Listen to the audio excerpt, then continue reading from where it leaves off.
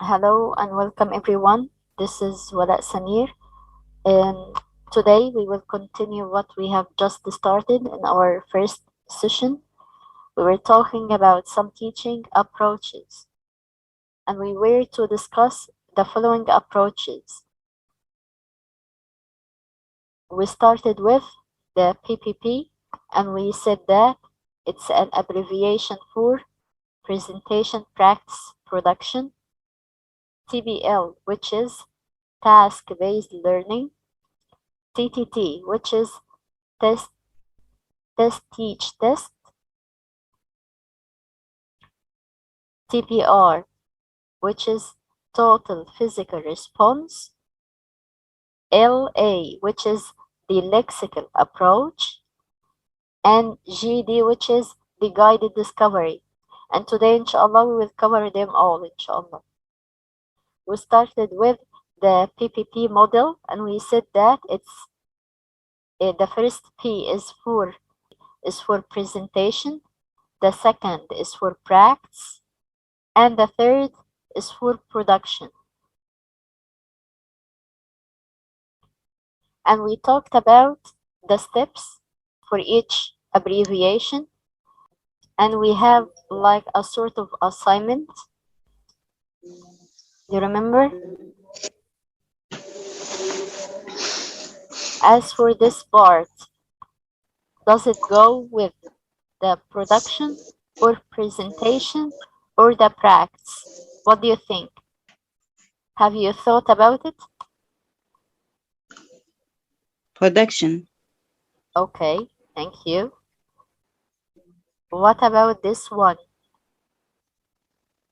What do you think? Practice. Okay, thank you. I'll show the answers in a minute. I'm just recalling what you have just thought about. What about this one? Presentation. Okay, let's check the answers. As for the first one, I often draw a picture of myself with thought bubbles of lots of money, a sports car, a big house, and a world map. This is like a brainstorming activity, which goes with the presentation stage. As for this part, during this stage of the lesson, it's important to correct phonological and grammatical mistakes, and this happens in or during the practice stage. I think Information presentation. gaps, role plays, interviews, simulations. Find someone who, those are names of different activities that happen during the production stage. Okay, it's now your turn. Think about the pros and cons of the PPP model. You as teachers, have you ever tried the PPP model? Okay, miss, tell us your name, please.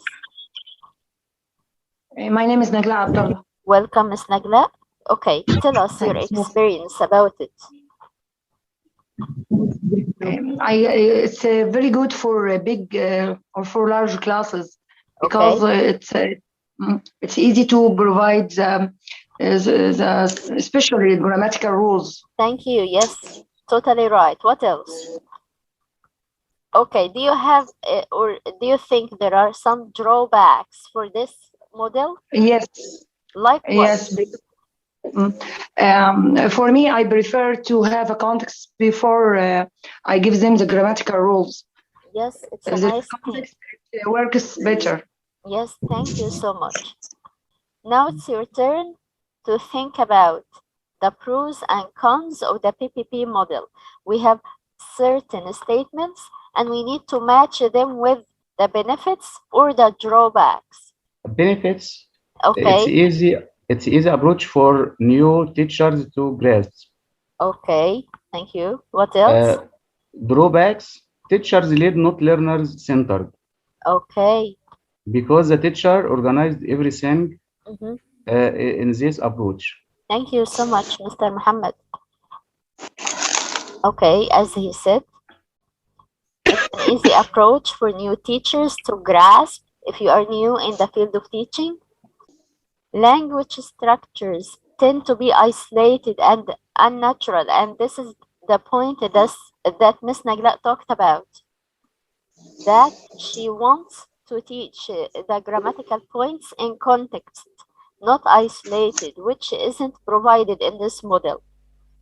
Teacher-led, not learner-centered. It means that teacher is the controller of each and every single step of this model. Learners know what to expect because it's like a repeated cycle of events. There is no surprising matter here. Some learners may find it predictable and boring. As for the benefits, teachers feel confident. They have taught the material because we as teachers, they like to teach each and every single word in the course book. So sometimes we tend to teach using the PPP model, even if we don't know that we're using this kind of model, right? Like a summary for the whole idea, that as for the PPP model, it's deductive. Do you remember the word deductive and inductive? Yes. We talked about those two approaches. Last Deductive and time. inductive. Yes, as for deductive, we're teaching directly. We're telling the Yes. whole thing directly. Yes. It deals with the lower level of students and information. It lacks creativity. It's really controlled by the teacher all the time, which is not a good or a healthy thing. It's a negative way of teaching. Yes, in your own classroom. There is no time for free practice. Also, the teacher has the whole thing to monitor. He needs to take notes, but even taking notes may cost him a lot of time because he has to control everything, as we have said. Okay, this is an activity that you can use with your own students. Last time we talked about two facts and a lie, and it was show me the lie. Do you remember this activity? Yes. That you are a teacher of art. Yes, thank you. You still remember. Thank you. Yes. Okay, before going to this activity, I'm really happy to have a large sum of people here. Welcome, guys. I'm so happy that you're here. I hope that you benefit from this course. I know that you are busy, you have schedules, you have things to do, but 1 hour a day is not that big deal, I think. And I really want to hear your voices because you all matter to me. I don't know anyone or almost all of you in person, but I'm glad to know you. Okay, let's move into the activity. The activity is called beach ball toss. And this is like when you get a ball, either a ball made of paper or a real ball, and you write a grammatical sentence on the board, like he usually goes to school on foot, and you toss the ball or throw it to a certain student and ask him to read the sentence. Just like that. I'll pick a name to share with me, okay? Mr. Ahmed Naim, can you join me? Okay, thank you. Okay, Mr. Ahmed, now I have tossed the ball to you, okay? It's your turn to read the sentence. He usually goes to school on foot. Can you please read it? Usually goes to school on foot. Thank you. Now you are the student. You're playing the role of a student, okay? I'll ask you certain questions about this sentence, okay? Okay. Why do we add the letter S to goes? Singular. Thank you so much. Okay, Mr. Ahmed, you can toss the ball to any participant in this session. Pick a name. Shall I share, Miss? Okay, Mr. Muhammad Eid. Okay, thank you. Now, Mr. Ahmed have tossed the ball to you. Can you please read it again?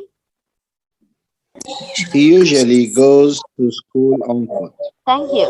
Okay, Mr. Muhammad. He usually goes to school on foot. Thank Yes. you so much. Can you use the word usually in a sentence?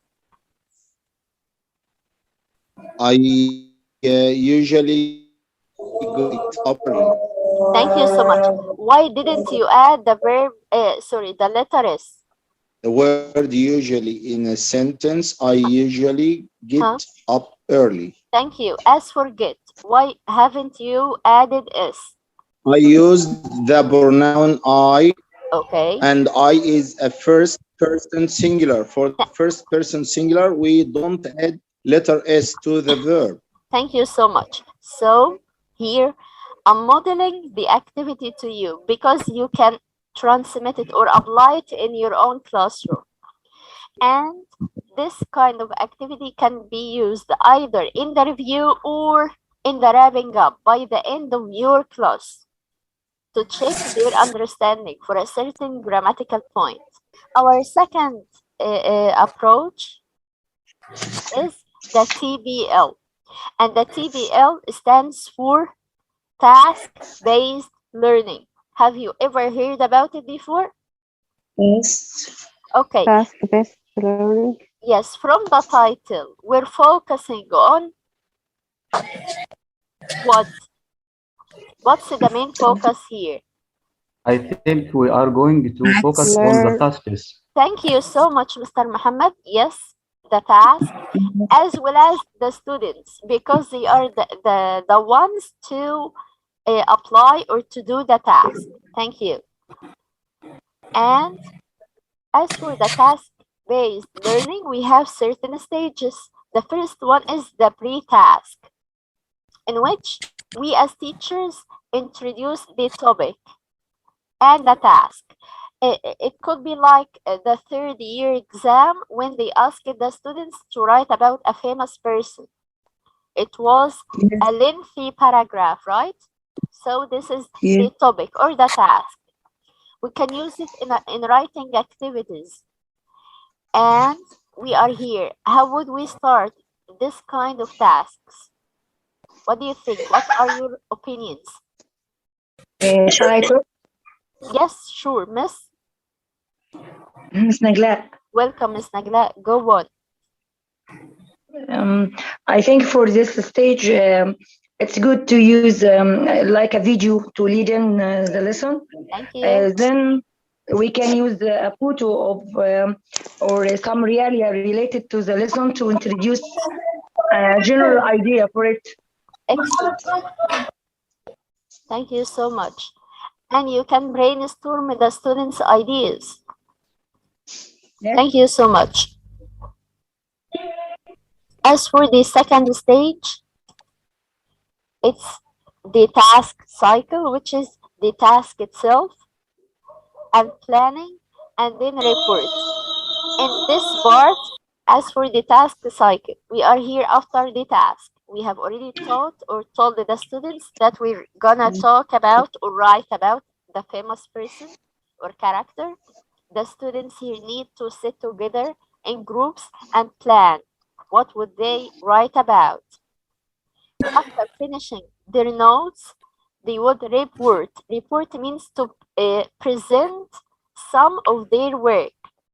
And this presentation is in the oral format. Some one of them would stand in front of the class and tell, we would say 1, 2, 3.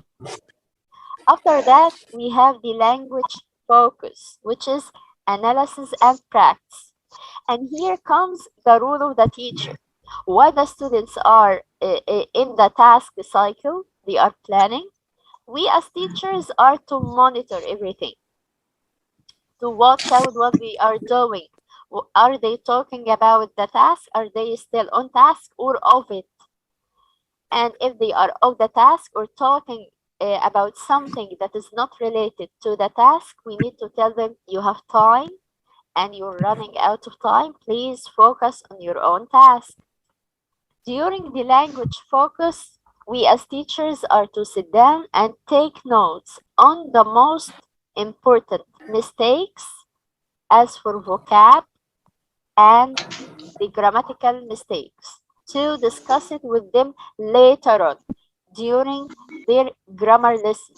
For example, we have here some of the sub-steps, and we need to match the steps with the main stages.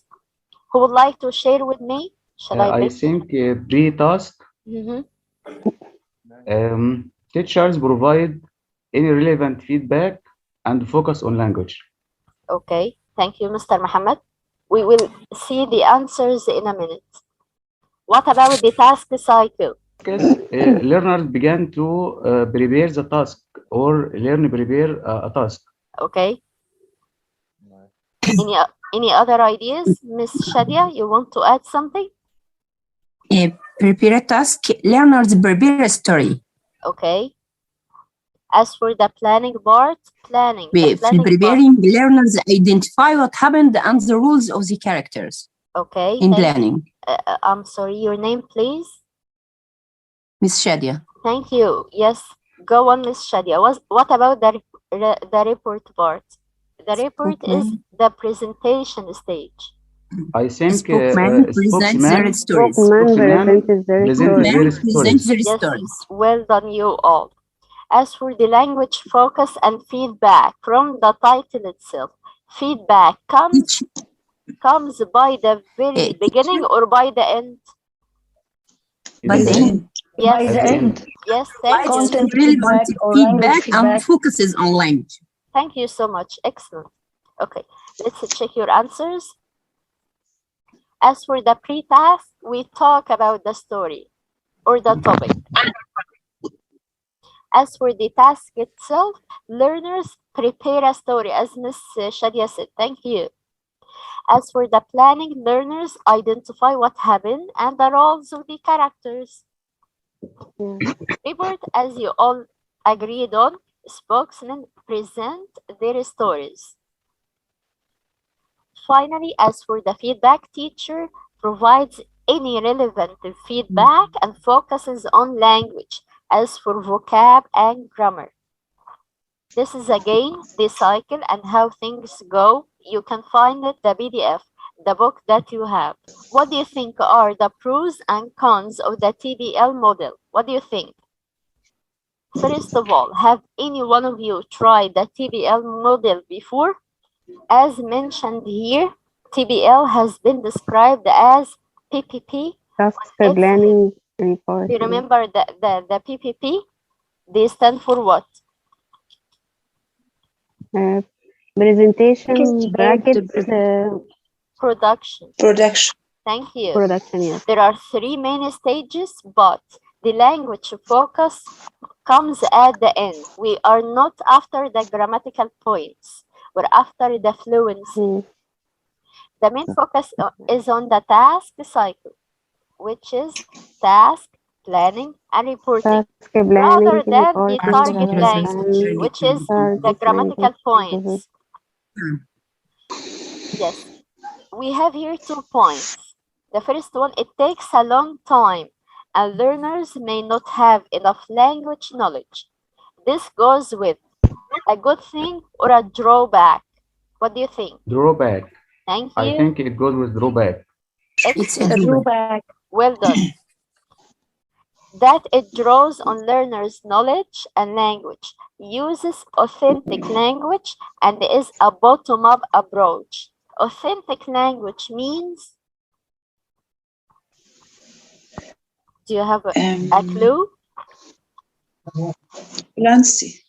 The authentic language is like a real language that they use in their daily life, like when they read a real email. Everyday language. Yes, thank you. Okay, this part goes with a good thing or a bad thing. What do you think? I think it goes with good thing, benefits. Thank you. Mr. Muhammad is telling me to use the eraser. Thank you. I'm just focusing on The content. Thank you, Mr. Muhammad. You're always there to help me. Thank you. Not at all. Okay. This is again like a wrapping up to the whole idea, and we have talked about it in detail. You can read it in your course book that you have, the PDF. Okay. We mentioned two things. The PPP is a top-down approach, while the TBL is a bottom-up approach. And we have to know, or we need to know, the difference between the top-down approach and the bottom-up approach.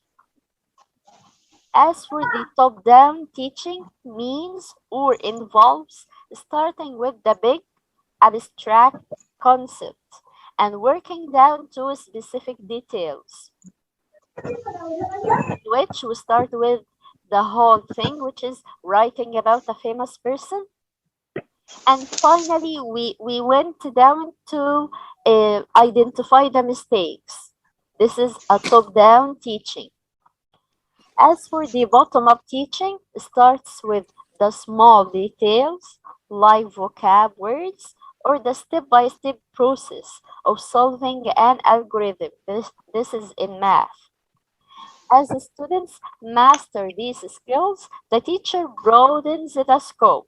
He tells them the information one by one, piece by piece, to include a reading passage that uses the vocabulary words, like when we teach them the difficult words and then ask them to read the whole text.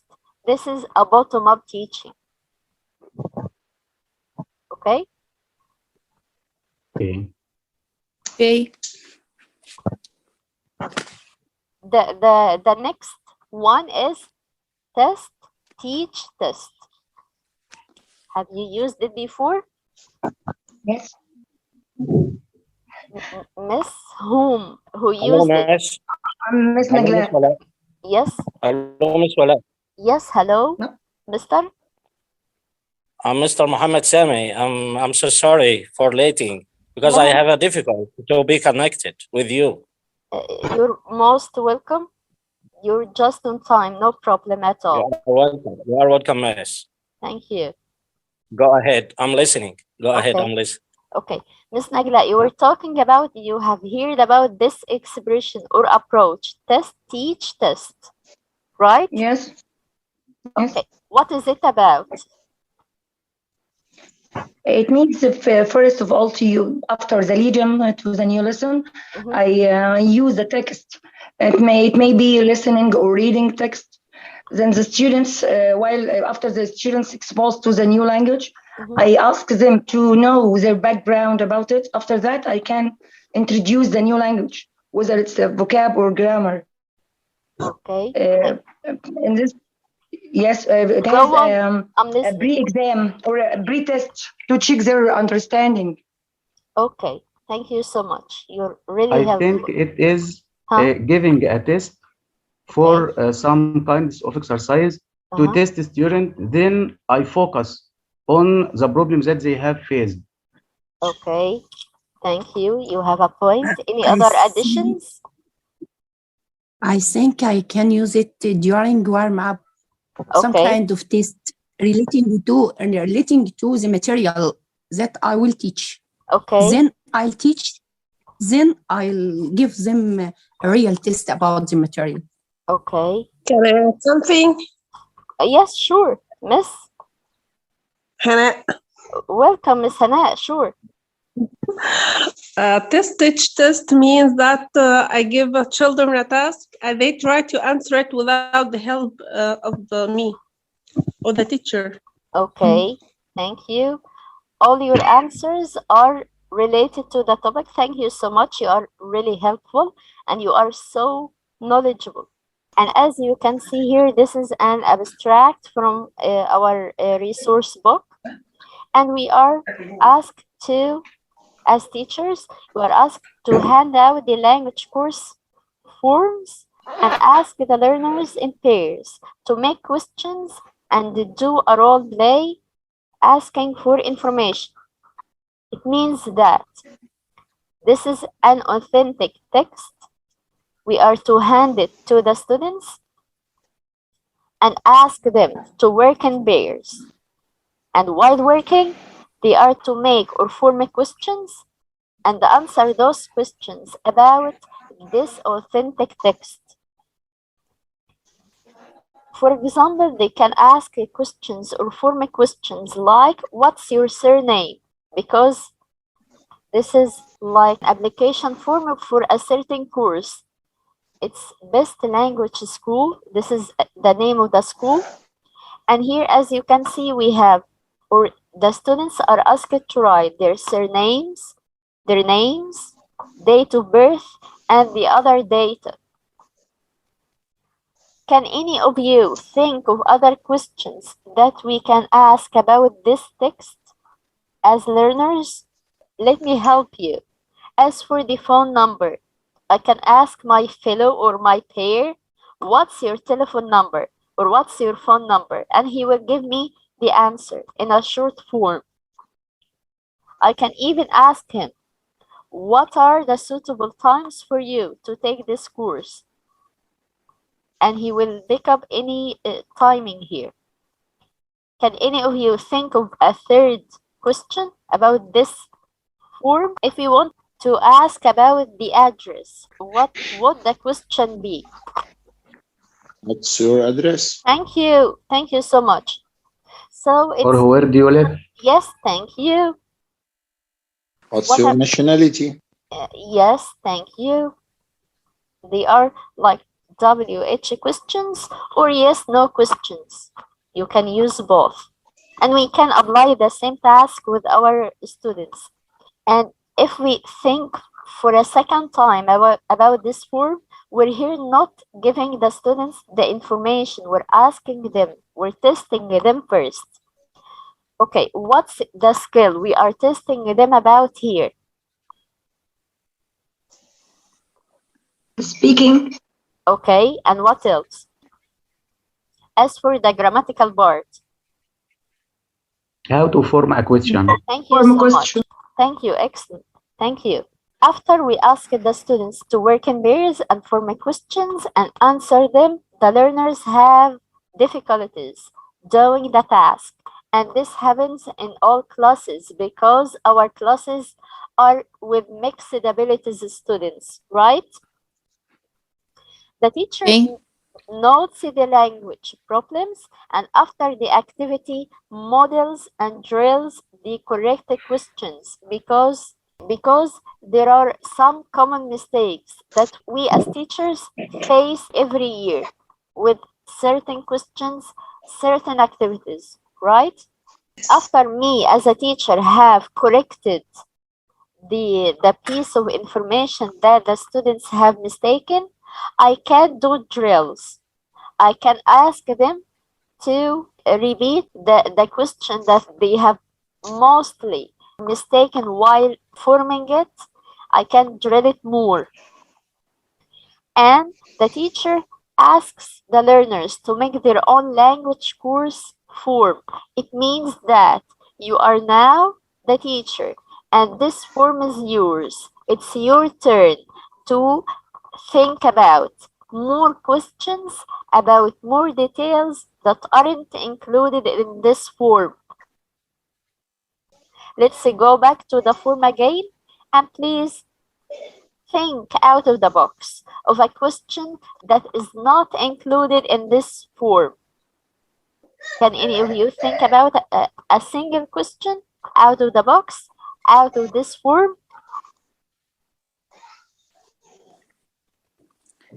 What's your favorite food? Thank you. Thank you so much. It's like to get to know the person who is applying for your course. For example, we can ask, why do you like to learn English? Yes, thank you so much. Because here I can test their writing abilities, their grammatical points, their vocab range, right? The learner do the role play again because we are after practicing more and more. Now it's your turn as teachers. the question for you is, why would you, as a teacher, follow such an approach? Do you like it? I think it enables us to identify the specific needs of a student if they would like to form a sentence or form a question, and we can put our hands on the real mistakes that students do. Thank you so much. Any other ideas? Yes, I think it enhances students' thinking and it enables them to do better by themselves, not even depend on the teacher for every point.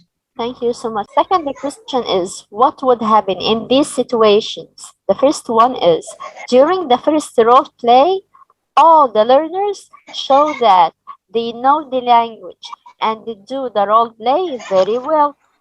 There are no major language problems.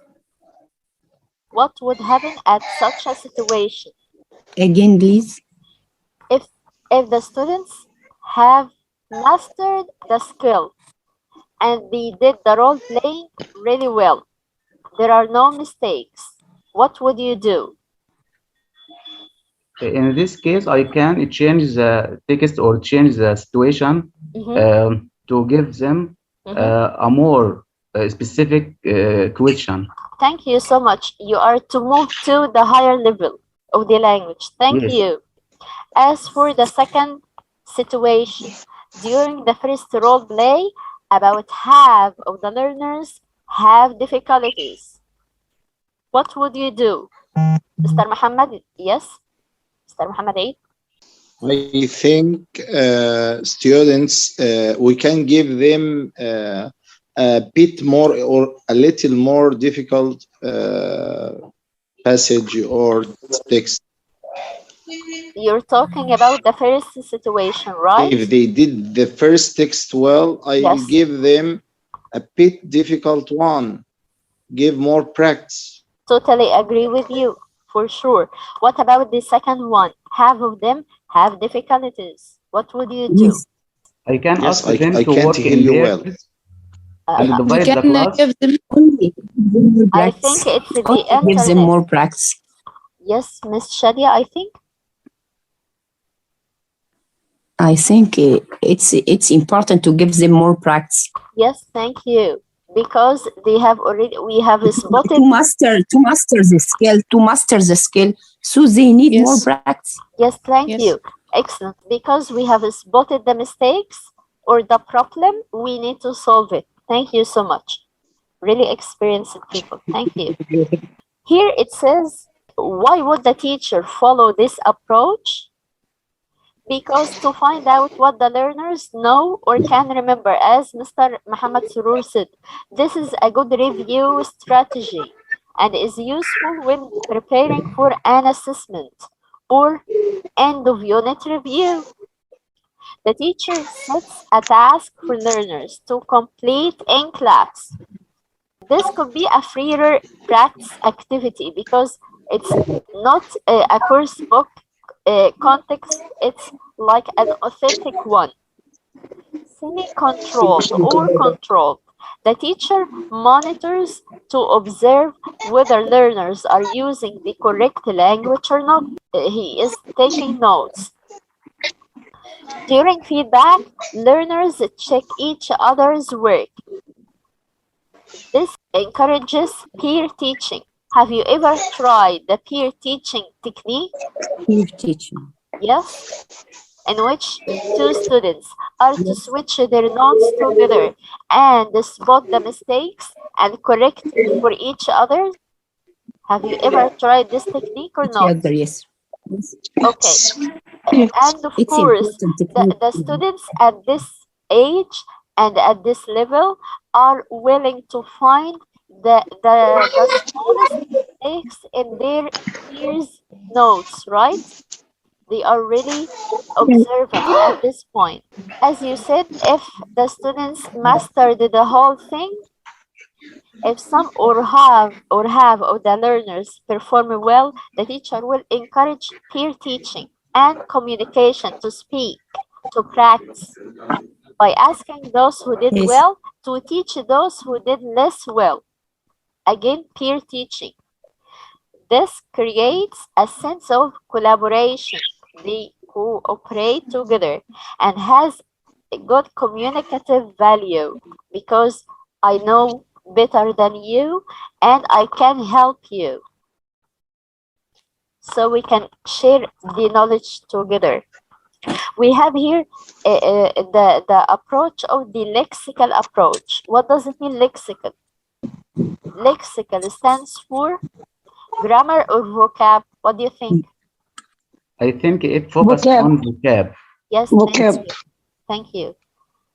Okay, we have here 3 statements or phrases, and I want you to match the statements or phrases on the left to the definitions on the right. Okay. Make a mistake, collocation. Make a mistake is? Collocation. Collocation. Okay. How are you? Lexical unit. Okay, yes. Thank you. Excellent. Called as ice, a fixed phrase. Yes, let's check the answers. Yes. Excellent, well done. Let's talk for a minute about those 3 expressions because we're gonna need them in the following slides. As for collocation, as you can see here, make a mistake is a collocation. It means a pair or group of words that are habitually come together. Like go shopping, yes, do homework, do housework, yes, do gardening. Excellent. Make a decision. Well done. As for the lexical unit, the lexical... What's the matter? I'm sorry? Yes? What's the matter? Okay. What's wrong with you? Yes. And we call it lexical chunks. And this expression, please put it in mind. Lexical chunks, in which a single word, a part of a word, or a chain of words that form the basic elements of a language and they convey a certain meaning, as you all said. As for a fixed phrase, it means the fixed phrase here is called as an expression. Yes, thank you. It's an idiom. Yes, thank you. They mean something different from their literal meaning, like as light as a feather, the famous one. Please take a minute to think about the meaning of take in those 5 sentences. The first one means I have a shower. The second one means the training happens on Monday. Okay. I take it means I understand. I see. I know. The fourth one? My husband. My father collect me. It means collect me out for dinner. Picked me out. Yes. Picked me Took out. me out for for dinner. We went out for dinner. Yes. Yes, or invited me. Yes. Excellent. The last one, take after, look like. Yes. Look up. Excellent. Yes. Take care. Take care. No, take after. Here, no, look means like. Yes. Look after, take care. Like take after, look like. Yeah, look like. Yes. Thank you so much. As we agreed on, each of those approaches have certain stages. As for this approach, the first step is to observe. The second is hypothesize. And the third is experiment. And we will talk about them in detail in this slide. Learners can be encouraged to notice or observe language that is relevant to them, or can be more explicit, where the teacher highlights specific chunks to be learned. When we focused on the verb take, this is observing, right? We all practiced this skill. 2. Learners then work out the function of the language chunks from the context. Hypothesize, which they start, as you already did, you started to think about the meaning of this verb within those contexts. And you start to assume what it could trying to guess the meaning through the Yes. context. Yes. Skin. The third one is, finally, the teacher arranges a controlled or freer activity where learners practice the language, which is on the verb take, for example. The activities can range from matching and gap fills to role play. Those are the kind of activities that you can apply using this technique: matching, gap, role plays, and writing. This stage provides the experiment with the language. They try the language on their own. Please screenshot this screen to think about those statements. Okay. Are they tasks? Are they lexical tasks or not? I think number 3 and 5 are lexical tasks. Okay. Done? Are you ready to discuss them together? The learners correct mistakes in sentence and use the sentences to make a dialogue. I think it's lexical task. Okay. As for number 1, what do you think? Kind of experiment. It's kind of experiment. Okay. As for 1, what do you guys think about it? Is it a lexical task or not? Learning. I think it's a lexical kind. It's a lexical task. Okay. Any Number other 1 ideas? is a lexical. Does anyone agree with here?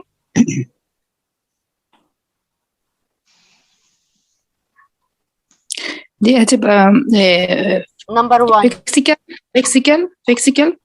Okay. What about the second? Second, lexical approach.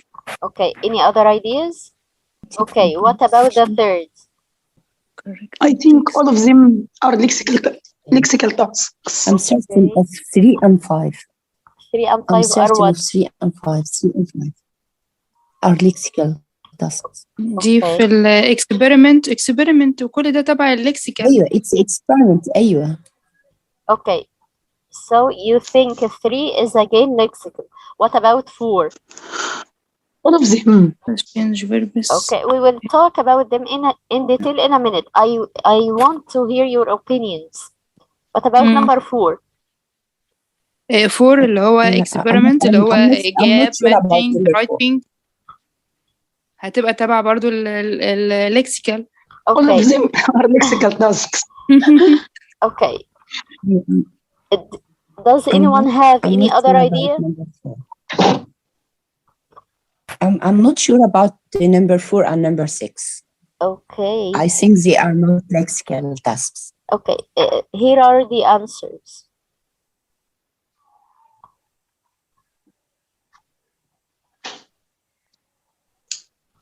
Okay. Let's find out why some of them are yes and why are the others are no. As for the first one, learners listen to a recording of 2 people arranging to meet and highlight phrases. Phrases goes with lexical, so it's a lexical task. 2. The teacher underlines and treats polite phrases again, so this is a lexical task. The learners correct the mistakes in sentences and use these sentences to make a dialogue. Correct the mistakes. This is related to verbs or grammar? Grammar. So it's not lexical. That's why it's not lexical. 4. The learners change verbs into past simple. Yes, it's a grammar. It's a grammar. 4 and 6 are grammar. Yes. You got the point? The learners choose phrases from a list. Phrases from a list. And this is the key word. Lexical. The teacher the teacher model verbs, yes. Or modal verbs. Yes. Grammar. It's a grammar. It's a grammar. Yes. So now you can differentiate between lexical tasks and other grammatical tasks, right? Okay. Yes. Yes. Okay. Here is a question for you. With the lexical approach, lexis, which is vocabulary, is seen as the basis for meaningful communication, not grammar. Do you agree? Yes. Yes, I think so. Okay. Yes. How would your learners feel about being taught in this way? If you are in the learner's shoes, would you like it or not? They would may like it. Easier. It's easier, I yes. think it's easier to be away from grammatical rules. Of course. For them. And this is like our mother tongue. We learn it, or we were taught. Everyday language. Yes. It's an easy thing. So it's functional it's a free language. Yeah.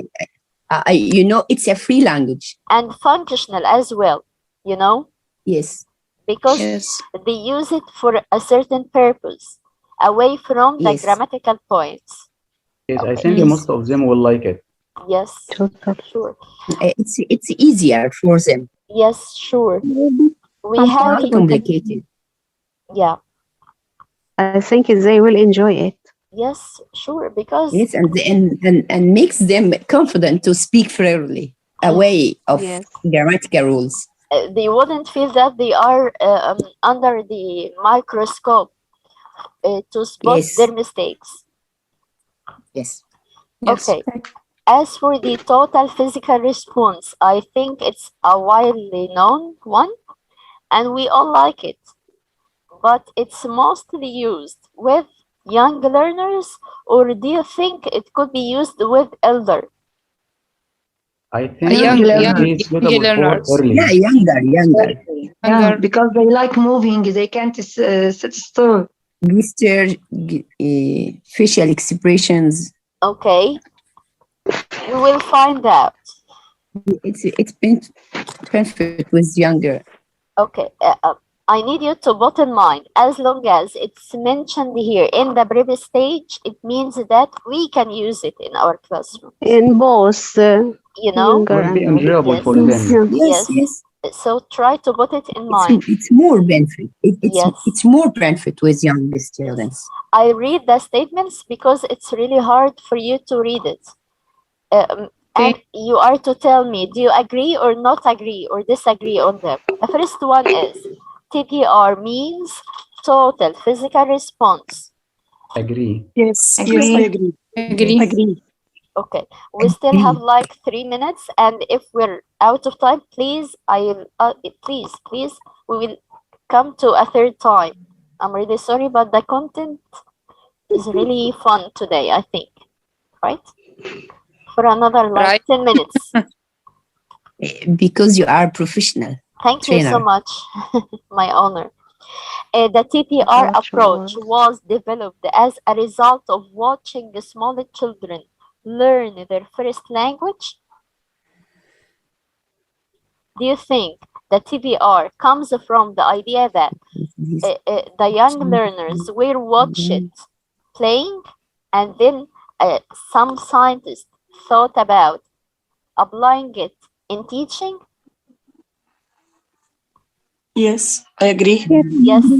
Yes. And by the way, the name of this scientist is James Asher. Number 3, TPR is based on the idea that people learn languages first by writing. No. Because all of them I don't agree. depend on by practicing, practicing a movement. Yes. And as I said, by watching. Yes, we watch and observe things. By watching it. Yes. Watching, observing, practicing. Yes. Number 4. Imitating. Yes. Excellent. TPR is based on the idea that language learning should be difficult and stressful. No, disagree. No, it should be fun. No. Yes. It's fun. TPR is popular with younger learners and beginners. I agree. Yes. I agree. TPR can't be used with adult learners? No, No. we can No. we can use it with It can be used with. Yes, yes. it is enjoyable for all ages. If we are to meet face to face, I'll show you how to apply TPR activities with us as adults. way. Yes, A way of education. We use it with our children at home. yes, of course. And we as adults, if we are to meet face to face, I'll show you how to apply some of them. Seven. We hope so. Ya Rab. When we physically respond to what we hear, we use the left side of the brain. Yes. No, it's the right one, the right hemisphere, not the left. The opposite. It's a theory. It's a theory. The TPR approach stresses that learners shouldn't be forced to speak the language until they are ready. Yes, I agree. Yes, I agree. Yes, but it's a sneaky thing because some learners.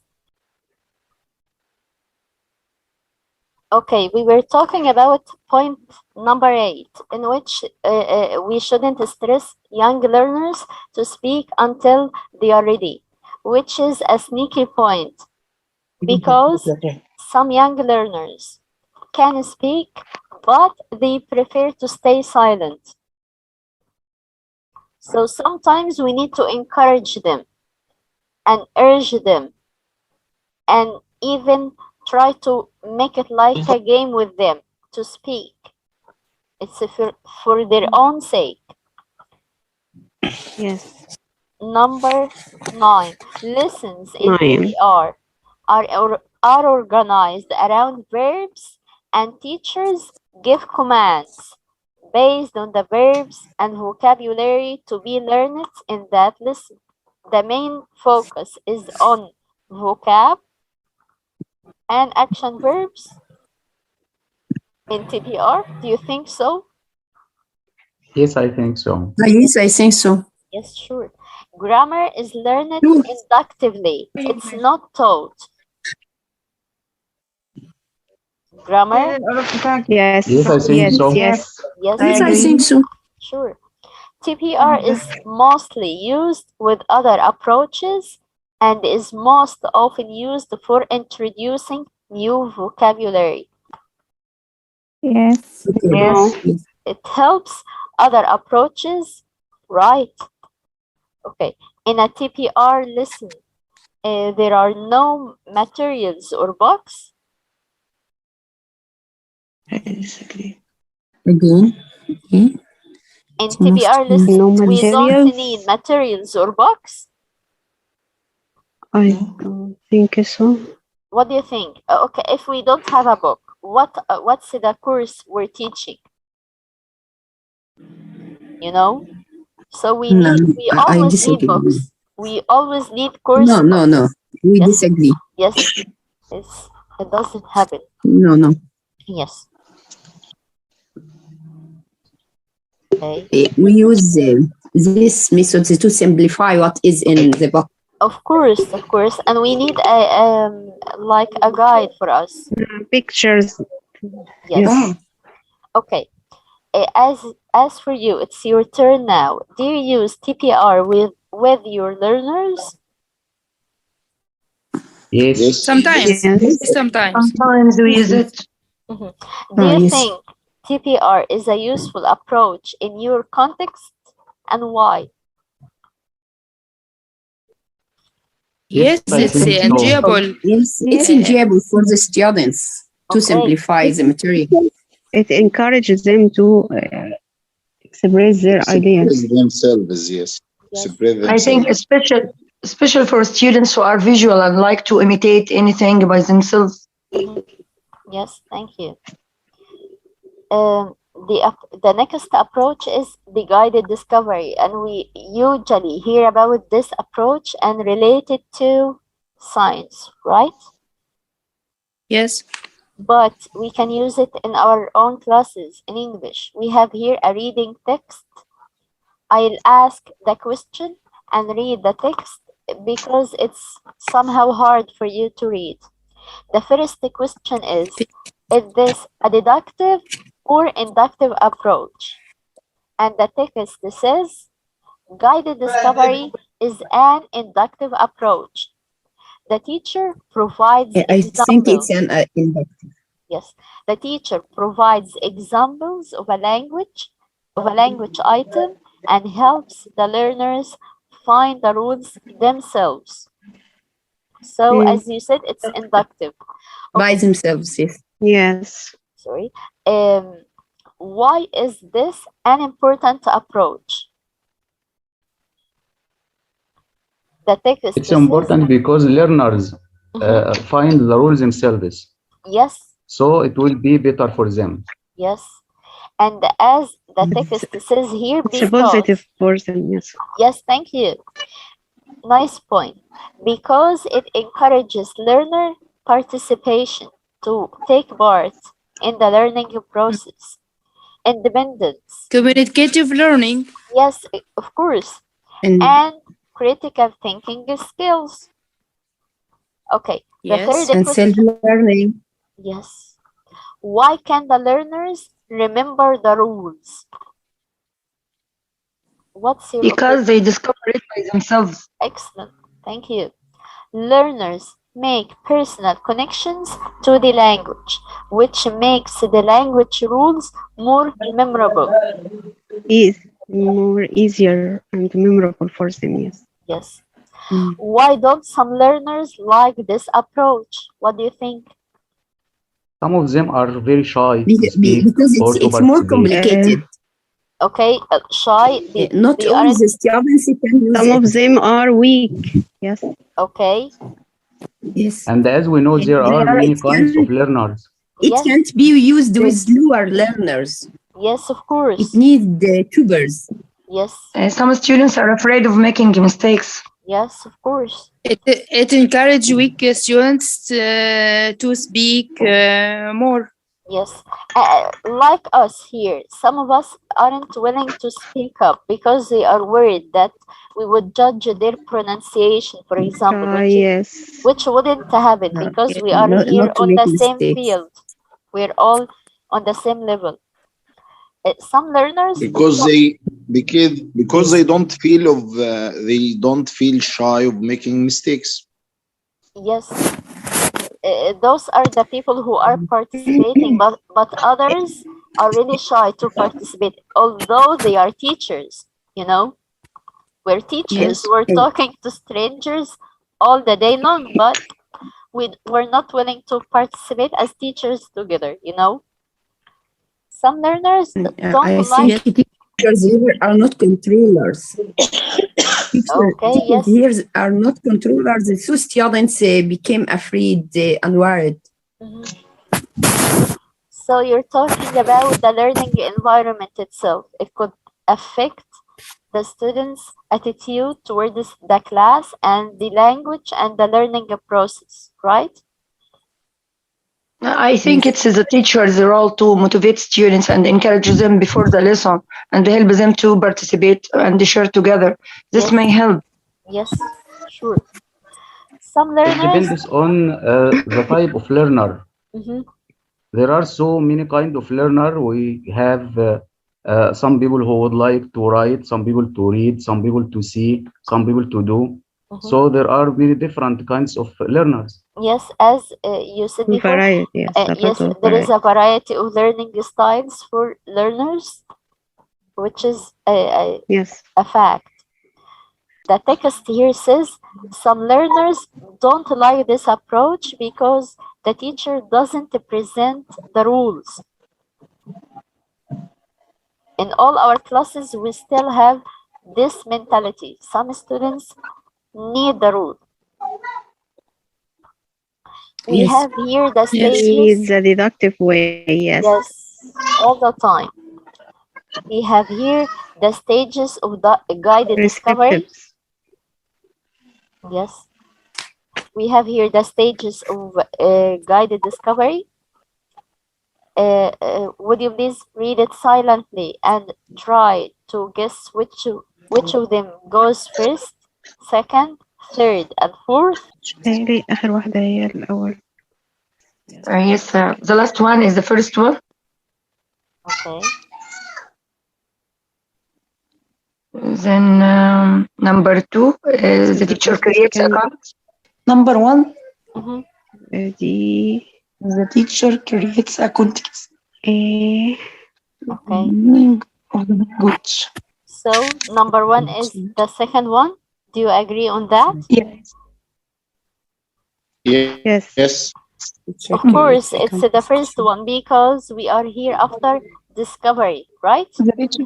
Yes. So the teacher Yes. creates a context to show the show the meaning meaning. of language Yes. using pictures. Yes. Number two. The last one can be number two. The teacher gives the learner. No, The last one can be number two. Yes, because after Last that the one. teacher uses questions and التاسك الأول. activities. Matching Yes. Activities. تمام. To develop their understanding of the language which he presented in the first stage. Number three. One is the third one. No. Is the teacher? Yeah. That's Probably right. one. The third one. Number three is the third one. Yes, the teacher elicits the rules from them. Number three is the third one. Yes, and may get them to complete a gap. Is the last About one? Yes. Yes. Yes. After that, after the students got to the main idea. Yes, thanks, Mr. Muhammad. The teacher gives the learners tasks to practice more. The tasks can range from gap fills and matching to role plays and writing again. And this is the answer. Yes, the last stage. The final question for today is, what are the pros and cons of the guided discovery model? For pros, it encourages student thinking and helps them to recall their background of the knowledge. Yes, thank you. But for the cons, I think it's difficult somehow for weak students. Yes. Or for shy students who can't participate directly with their students at the class. Well done. What else? It's an opportunity to think. This goes it with encourages pros. self-education. Yes, pros again. What about the cons? It encourages cooperative learning. Yes. Okay. As for the cons, do you think it's a time-consuming activity? I think it may be disappointed for students who can't use it. I think it can be disappointing to some students. Yes. So if we are, it consumes time. Thank you. If we are to apply it in our classrooms, we need to apply it with the toppers. That's why we have a variety of activities that we need to show to the students, and they are to choose which activity they can do or practice. So the answer here is, it encourages participation, as you said, and develops learner independence and critical thinking, because they are personally involved in working them out. They are to find the rule by themselves. They aren't used to it.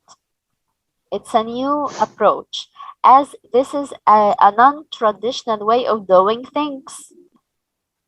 This may believe it is the teacher's job to tell them and feel insecure about being asked to work the rules out themselves. Some of them would feel insecure because they are the ones to elicit the rule, or afraid of getting it wrong, as you said.